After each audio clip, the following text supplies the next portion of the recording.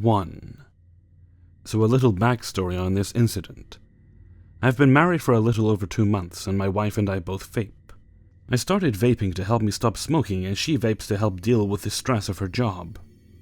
We go through about a 50ml bottle a week or so between the two of us, and still had about half a bottle left, but decided to pick up an extra bottle because we were bored and needed an excuse to chill with the owners.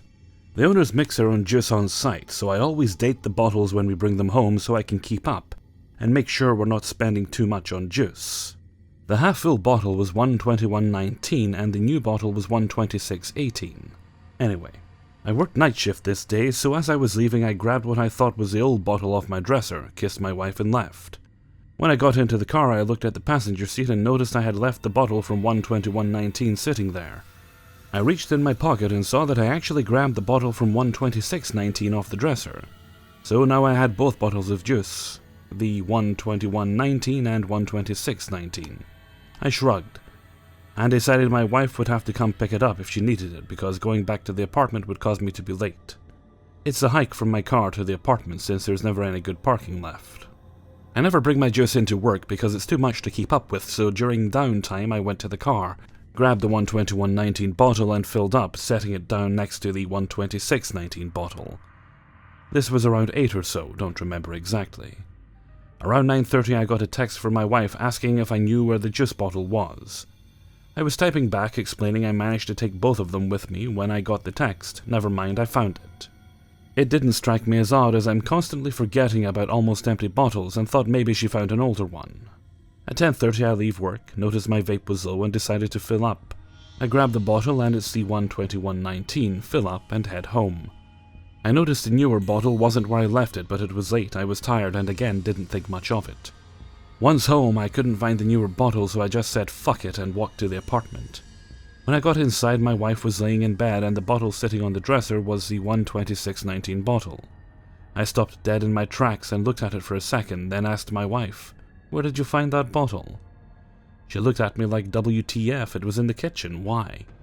I told her I grabbed that bottle and she confirmed that I grabbed one off the dresser and also thought it was the old one. So basically I know that I had both bottles of juice and somehow the 126.19 bottle managed to teleport home and into the kitchen where my wife found it. I know this isn't as weird as most stories and I have others, but this is the most recent and fresh in my mind. Honestly, I didn't even mind this one as I didn't get chewed out by the wife for taking both bottles, so thanks universe. 2. I live in a condo building alone on the 47th floor, but my cousin has her own key fob to my place in case of emergencies or whenever she just wants to drop in. Several months ago, my cousin had called me and told me after she got off work she was coming by my place. I said cool. Her phone call was around 4 p.m. and the hospital she works at isn't too far from me.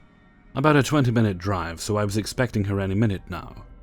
Now I'm in the middle of reading, laid out on my couch on my stomach with my back towards the door, when I hear the front door open and the scent of Indian night jasmine, my cousin's signature scent, hits my nose immediately. She says to me, "Do you mind if I borrow your tribute sandals for a date?" And I say sure, never looking up from my book. I hear her go down the hall to my room, and a couple minutes later I hear the click-clacking of my heels.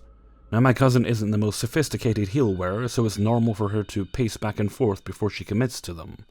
I continue reading for a few more minutes until I realize my cousin has stopped pacing. So I call out her name and she doesn't reply.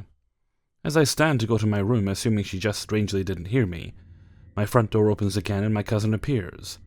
I'm confused because I'm sure there's no way my cousin could have left the condo without me knowing, and would have heard her walk from my bedroom and back out. My cousin notices the strange look on my face and says I look like I've seen a ghost.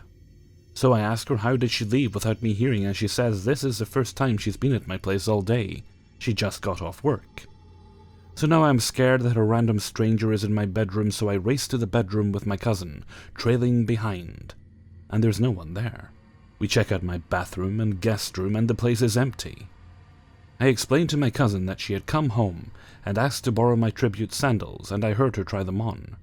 She looks worried now because she said she was going to ask me about those specific shoes, but she had no idea how I knew that. I check my closet where I keep all my shoes and purses organized alphabetically by designer, and the Yves Saint Laurent tribute shoes, which is one of my last boxes, is pulled out, and the shoes are perched right up on the side of it. I didn't know what to think other than the fact that maybe someone else came inside of my place and was still hiding inside, so I called the police and building management. They did a search and found no one inside my condo or hiding out in another place. I asked security if they could show me the footage between 4 p.m. and 5 p.m. in my hallway, and there was no one that ever showed up at my door besides my cousin at 4:27 p.m. I previously wrote this experience off as just a ghost or paranormal encounter, but after reading about glitches I thought maybe it could have been something more, especially since the building I live in is pretty new. It was finished in 2008, and I moved in my condo in 2015 and haven't heard of any recent deaths in the building or on the property. 3. I've had a few moments that I feel fit the mold of a glitch in the Matrix. They're all fairly short, so I think I will combine them into one longer post here. The first really big instance I can remember being so innocently. My then fiancée and I were watching something on Netflix, probably The Office, when she got up to get a drink of water. We lived in a studio that was very well arranged for the square footage. The kitchen had a bar separating it from the rest of the living room, and a wall at the end of the bar that prevented you from seeing into the kitchen from where the couch was located. The bedroom didn't have a door, but it did have an entryway instead of just being open. My fiancée calls my name out rather loudly for how close I am to the kitchen from my spot on the couch. She comes around the wall at the end of the bar, with that giant nervous smile she always got when she was seriously freaked out. I ask, "What's wrong, babe?" She responds, "Just come here, this is going to sound stupid." She pulls me up from the couch and I follow her around the corner to the kitchen and up to the sink where she is pointing. "Did we have one of those before?" She said, gesturing to the sprayer on our kitchen sink. A sprayer which definitely should not have, did not exist before she pointed it out. I feel myself go white, which may sound silly given that there was absolutely no danger. But I will tell you it was a very uncomfortable thought to know that something could just materialize like that. I pulled the sprayer out and tested it to see if it worked, and of course it did. I looked at Sandy, my then fiancée, and said flatly, "No, it wasn't." I remember there being a little circular metal cover where one should be installed. I am pretty sure I asked the landlord if the sink had one when I saw the model unit, and he told me that it did not, but he could have one installed if we wanted. I'm sure I said something along those lines, but with a lot more stumbling around my thoughts given how dumbfounded I was. I should also mention that no one had been to do work on the sink at this point in time. Our garbage disposal broke a couple months later, but there was no point at which the sprayer could have been installed. Sandy couldn't talk, and she began to panic. I sat down on the couch with her and turned on a show so that she could have something else to think about, while I tried to figure out another way to prove that we both just completely spaced that the spray nozzle existed. It took me about 10 minutes to remember that I had taken pictures of the apartment the day we moved in, to document any damage, so that we would not be responsible for it upon moving out. Surely there must be pictures of the sink in there, I thought. I flipped through my gallery until I came to the first of the 20 or so pictures of our empty studio apartment. About halfway through, where the pictures of the kitchen should have been, 5 or 6 of the images have been corrupted and were just black. No other pictures in my entire gallery had been corrupted, just the ones that should have shown our kitchen and, more importantly, the sink. I felt the color drain from my face even more, if that was at all possible. I explained to Sandy what I found, and she didn't believe me until I handed her my phone. That probably wasn't the best idea, because I spent the rest of the night comforting her. I will say that around 4 hours later she randomly said, "Oh, I remember using the sprayer," and then promptly stopped being freaked out. My honest opinion, given how stable my now ex-fiancée was, is that she could not handle the idea of something so bizarre that could happen and fabricated a memory to ease her mind. It would not have been the first or last time she invented something to make her life a little easier. I think I will end on this one, as the last one was longer than I thought it would be, and I'm running low on time. It is rather short, but it was also a very unsettling experience. I was driving, with that same ex in the passenger seat. She had this thing where she liked to count how many dogs she saw in a day, which was admittedly pretty cute. Well, we saw this guy walking his dog. The dog was on a leash. We didn't get a very good look as we were driving by at a decent pace. As we passed the man, he passed behind a telephone pole just before an underpass. As he emerged from the other side of the pole, we both saw that there was no dog with him as he came back into view. There was a small wall alongside the sidewalk where the man was walking, and for the dog to have gone anywhere, he would have had to have run directly into traffic. Not only that, but the man just continued walking, no leash and no dog, and no panic of an owner or dog walker having just lost hold of their leash. We looked at each other wide-eyed. I asked her if she saw the dog, and she said she did, and she was about to count it as the first dog she saw that day. She described the exact same thing that I witnessed, that when the man crossed behind the telephone pole, the dog went behind with him, but didn't come out the other side. I am sure everyone reading this is aware how hard it would be to miss a dog crossing behind a telephone pole, even if it turned to line up with the pole. And why would a dog on a walk do that anyways? 4. This story happened about 6 or 7 years ago. I was 17 years old at the time and on my way to a theoretical lesson at my driving school. I live in southern Germany, where the beer and pretzels are from, just so you can imagine it better in your inner eye when you read this story. So being on my way to driving school on this cold autumn day, I took another route than I would usually go. The reason for this was that I just broke up with my first love and we always used to go on a walk through the park. But I don't have to tell you about that, you all know how first love is. Probably. So the route I chose to go was between a lot of 5 to 15 story buildings, since I live in a bigger city. It was an afternoon, so there should usually be a lot of people around there, but the streets were really empty. Even the huge park just around the corner seemed to be empty too. Well, this could be due to the cold weather or just a coincidence. Looking back, this did not even seem odd to me at that very moment. As I was walking, I was in deep thought like I usually was at the time. I cannot tell what I was thinking about in general, but I can assure you it has nothing to do with what was about to happen. I was walking on a path between two flats. The path was about 50 meters long and split into two paths at the end, where you could either turn right to get to the park, or walk straight just to pass another 5 flats and find a road at the end. So I kept walking straight towards the direction of my driving school. Due to the park, this is a very green area with a lot of bushes. So there were 3 big bushes next to the flats just in front of me. Those bushes were so dense that you could not really see what was laying in them, and there was no reason at all for me to look into these bushes. As I kept approaching these bushes, all of a sudden a very warm feeling overcame me. I imagine that this is a feeling you have when you are a little baby and laying in a comfy bed, feeling safe being covered by sheets. It was like nothing I can remember feeling before, really. Furthermore, I was still in deep thought, but it seemed that I had forgotten what I was thinking about. The warm feeling started from my head and the front of my body, but at the same time it did not, and started from the back. I don't know how else to describe it, really. Once the warm feeling covered my whole body, I was in a dreamlike state. I felt like a trance must feel.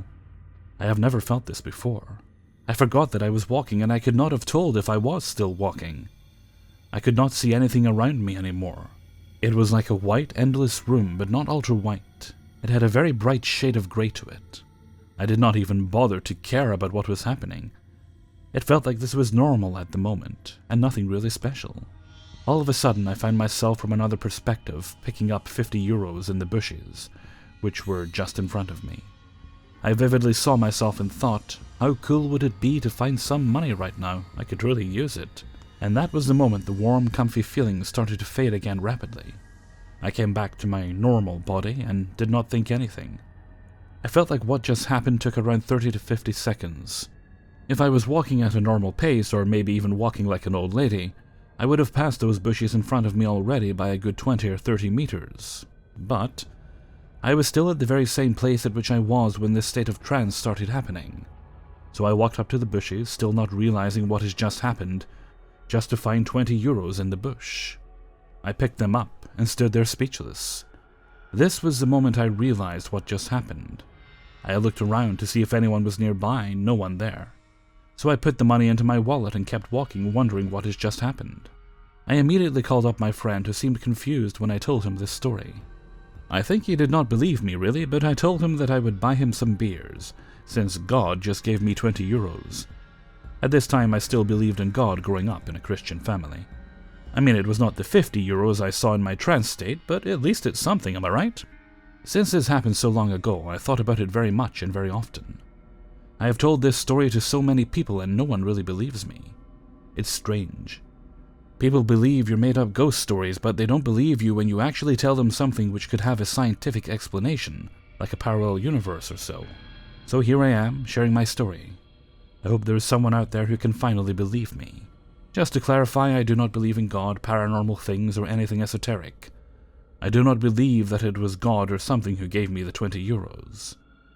The only possible explanation was that I saw the money beforehand subconsciously, and that I was very tired and very deep in thought. Well, I can assure you that there was no possible way that I could have seen this money beforehand. Maybe I was a little tired. I do not know about that, but surely not on a level that would make me fall asleep walking. Thanks for listening. 5.